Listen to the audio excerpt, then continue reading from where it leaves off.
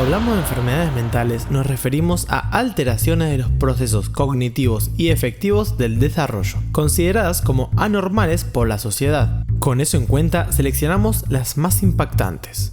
Comenzamos con el síndrome de Cotard. El síndrome de Cotard es un trastorno psiquiátrico.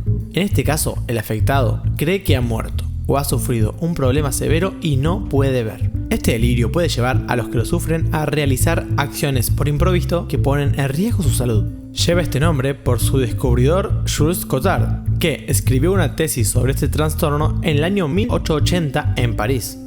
Como se ha visto en muchas películas, el síndrome de Estocolmo es cuando una persona que ha sido secuestrada desarrolla algún tipo de sentimiento afectivo hacia su captor. Según archivos policiales internacionales, el 27% de víctimas de violación, secuestro, abuso infantil o maltrato lo sufren. El síndrome de Lima es lo opuesto al anterior. En este caso, el atacante desarrolla un afecto hacia su víctima. Su nombre se debe a un incidente que sucedió en 1996 en Perú. El MRTA secuestró a centenares de personas en la embajada japonesa de Lima, pero los mismos secuestradores se empatizaron con los rehenes y los fueron liberando paulatinamente. En el síndrome de Coro, las personas que lo padecen creen que sus genitales se encogen hasta el punto de desaparecer. La mayoría de las personas que padecen esta enfermedad son hombres, y este trastorno se ha registrado solo en Asia. Según se comenta, una parte de los pacientes de esta enfermedad mueren cuando finalmente creen que sus genitales desaparecieron. Esta enfermedad causa ataques de pánico, ansiedad y en algunos casos esquizofrenia. En 1967 hubo un brote en Singapur y miles de hombres creían que sus genitales habían sido robados. En el síndrome de autofagia, la mayoría de las personas afectadas sienten una tensión o excitación por amputarse partes de su cuerpo, que van desde dedos hasta brazos o piernas. Cuando están cometiendo el acto tienden a sentir placer, gratificación o alivio. Cuando este acto termina, la persona puede sentir o no remordimiento o culpa. La micropsia, o como es conocida popularmente el síndrome de Alicia en el País de las Maravillas, es un trastorno neurológico que afecta la percepción visual. Su nombre popular se debe a que se cree que Lewis Carroll, el autor de este libro, padecía esta enfermedad y así obtuvo la inspiración para su obra. En este trastorno, el paciente ve todo distorsionado, no ve las cosas con sus colores reales, y cuando se ve al espejo, verá un reflejo de sus pensamientos. Las cargas de estrés o la debilidad sentimental pueden llevar a un estado psíquico, es decir, a una crisis, y si esta no se trata, entonces puede dar paso a la esquizofrenia. Las personas con esquizofrenia pueden tener dificultades para socializar y para trabajar. También pueden tener problemas de ansiedad, depresión y pensamientos o comportamientos suicidas. A medida que la enfermedad avanza, las personas pueden tener problemas con el pensamiento, las emociones y el comportamiento, como escuchar o ver cosas que no existen, aislamiento, disminución de la emoción, fuertes creencias en cosas que no son reales o hablar de una forma que no tiene sentido. El síndrome de Amok consiste en una súbita y espontánea explosión de rabia salvaje, que hace que la persona afectada corra locamente y ataque, hiera o mate a cualquier cosa que se presente. Esto suele durar hasta que la persona queda inmovilizada o se suicida.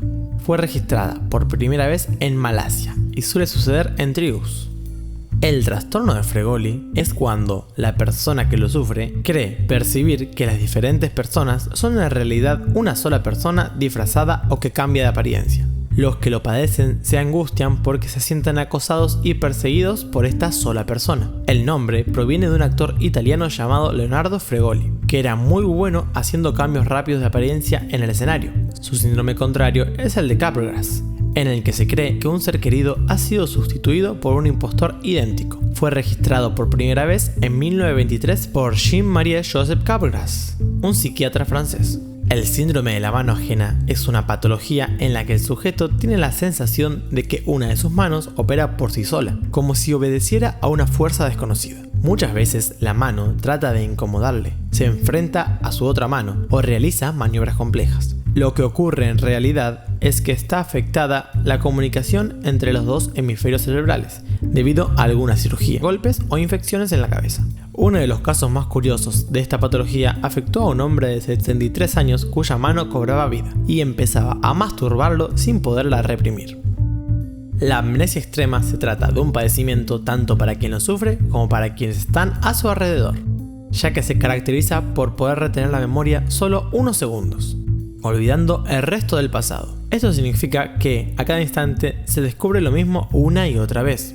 Un caso muy conocido es el de Cliff Waring, un músico y director de orquesta británico que tras sufrir una encefalitis en 1985 sufrió grandes daños en el cerebro y lo convirtieron en uno de los peores casos de amnesia del mundo. Solo tiene una memoria de apenas 7 segundos. Amafufunyana es un desorden descrito entre los Xhosas y los Zulus, que son tribus africanas. Quienes sufren de este mal dicen escuchar voces que provienen de sus propios estómagos. Esas voces hablan en otras lenguas y en un tono incluso agresivo. Los afectados pueden incluso cometer suicidio. Las personas creen que esto es producto de un embrujo, donde se le ha dado secretamente a la víctima una poción hecha a base de hormigas que han estado comiendo un cadáver enterrado. Se dice que hubo un caso que afectó a 400 niños en una escuela, a quienes se les hinchó el vientre y mostraron una conducta extraña. Corrían sin control con los ojos en blanco y haciendo ruido y golpeando todo a su paso. Uno de los profesores informó que al apretar la barriga de los niños se podía oír claramente voces zulúes diciendo que estaban en posesión de los estudiantes. Ya queda en uno creerlo o no. El cerebro es una máquina. Cada parte tiene una función específica, ya sea el habla, el consciente, el subconsciente, la percepción de colores, la comprensión de imágenes, la escritura y la lectura. Si alguna de las partes que se encargan de estas actividades tiene algún problema, eso se traduce a un cambio en la persona, porque el cerebro es un objeto muy complicado, pero asimismo una máquina en la que todos sus componentes tienen una función particular y hacen a un todo. El cerebro, aunque es un gran desconocido, cada vez se tiene más información al respecto de su funcionamiento. Llegará el día en el que sepamos cómo funciona al 100% y todas estas patologías podrán ser tratadas. Si el video te gustó, dale me gusta y no olvides suscribirte a Usted Está Aquí.